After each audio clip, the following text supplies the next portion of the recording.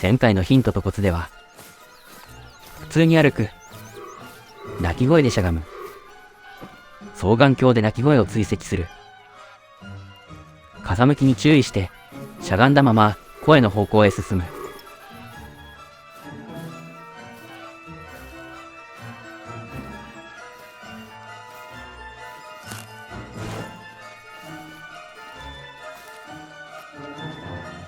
獲物の横から灰を打つというシンプルで簡便な狩り方を紹介しました。しかしこれは最低限押さえておくべき方法で、常時この狩り方では効率も良くありません。そこで今回はスタンダードな狩り方にステップアップです。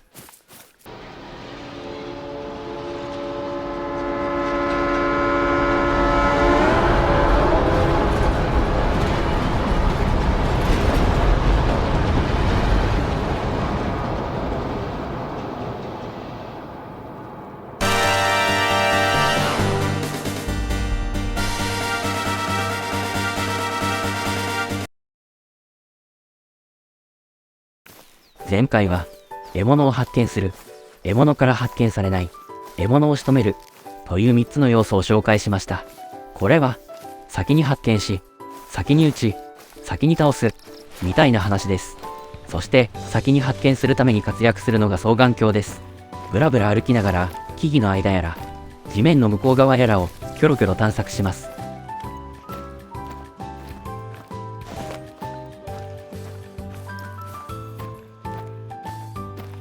しつこく飽きずにキョロキョロしていると、やがてこちらに気づいていない獲物を発見できるでしょう。あとはいつものようにぶっ放すだけです。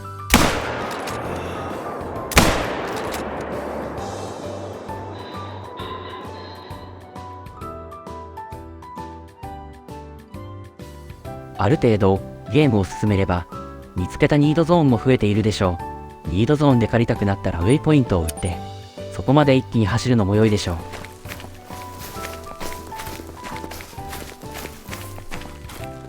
ついでに周囲を探索しておけば新たなニードゾーンを発見できたりもします。このクマなども双眼鏡でないと発見は困難です。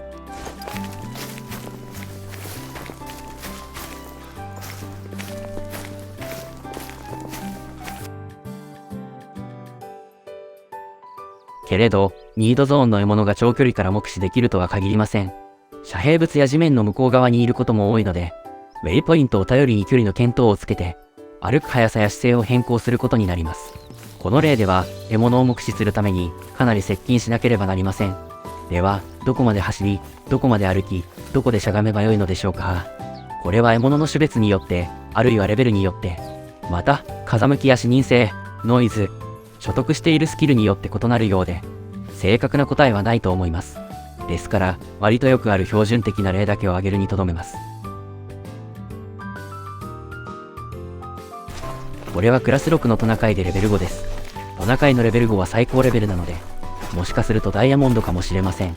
余談ながら最高レベルなのにダイヤじゃなくゴールドの獲物をトロールと呼びます。鳥などではめったにないようですが、鹿などでは日常茶飯事でよく起こります。角の機体が禁物です。顔は9台。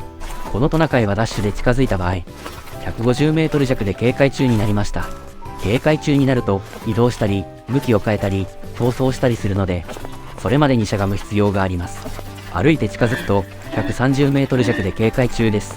つまり150メートルまでに歩きに変更し、130メートルまでにしゃがむと気づかれない可能性が高いです。ただしウェイポイントは位置がずれていることも多く、リードゾーンから離れた場所に獲物がいることも普通なので、数十メートルの余裕を持って変更するのがベターだと思います。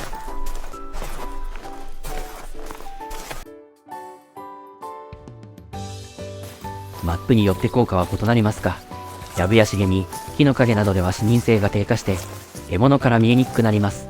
近距離での接近や待ち伏せに有効なので、状況によって活用してください。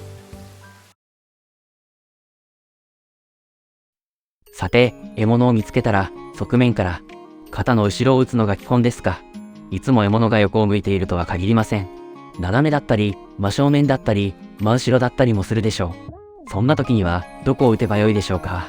斜めの角度をクォーターアングルなどと呼びますが、まず、斜め後ろ向きの場合には、通常通り肩の後ろで大丈夫です。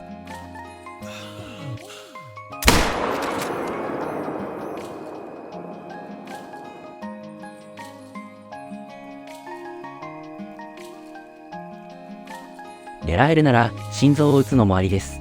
個人的には心臓は斜め後ろからが一番狙いやすいと感じます。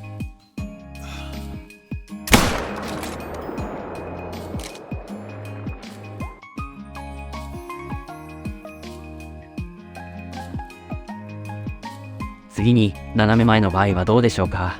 これは肩の前を打ちます。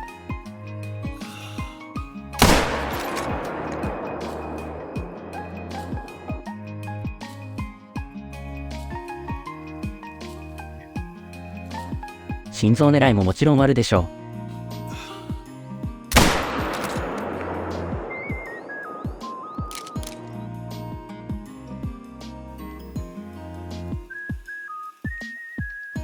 さて、真正面です。となると心臓ですが、意外に厄介です。この例では分かりにくいですが、特に水辺では上から打つことになりやすく、角度がつくため、狙える位置が狭く見えます。また、首に入ってしまうと弾丸が内臓に達しません。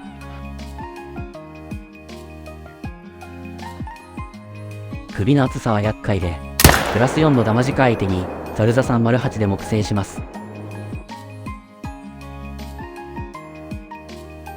3006の M1 でさえ油断できません。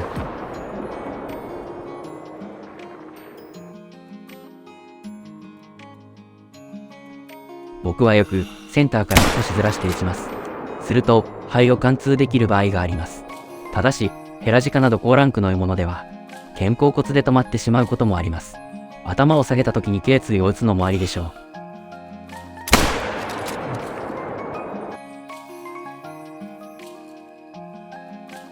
背中から肺を抜くなんて手もなくはないです。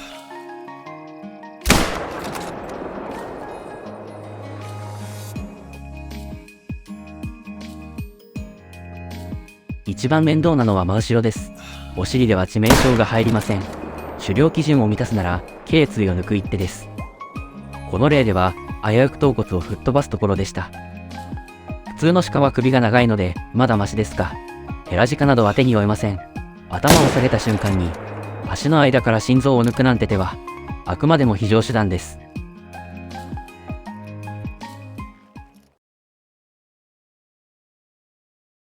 獲物を呼び寄せたい時だけでなく、物陰になっていて位置をずらしたい、ちょっと向きを変えたいような場合にもコーラーは役立ちます。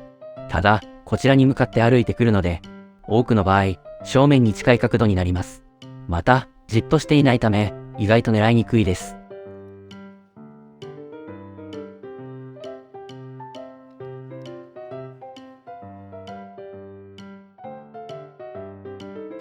コーラーの有効範囲外だったりするときに、最近流行しているのが22ストラテジーです。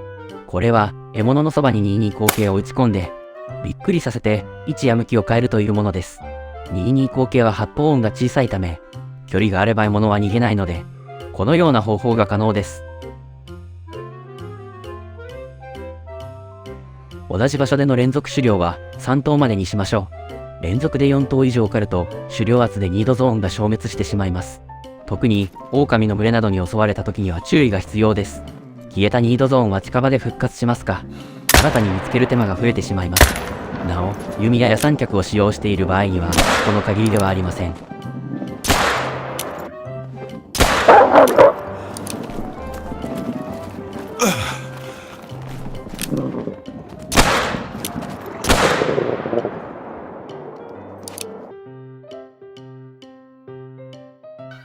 収穫時には毛皮の種類に注意してください。レアな毛皮はダイヤモンド以上に珍しく、めったに出会えません。うっかり売り払わないように気をつけましょう。獲物によって異なりますが、真っ白のアルビノ、真っ黒のメラニスティック、パイボールドは定番です。保存したりトロフィーにしておきましょう。今回はここまでにしましょう。いかがだったでしょうか。この動画が何かのお役に立てば幸いです。何かお気づきの点がありましたら、コメント欄にてお知らせください。ご視聴ありがとうございました。では、良いハンターライフを。ゴップスピード。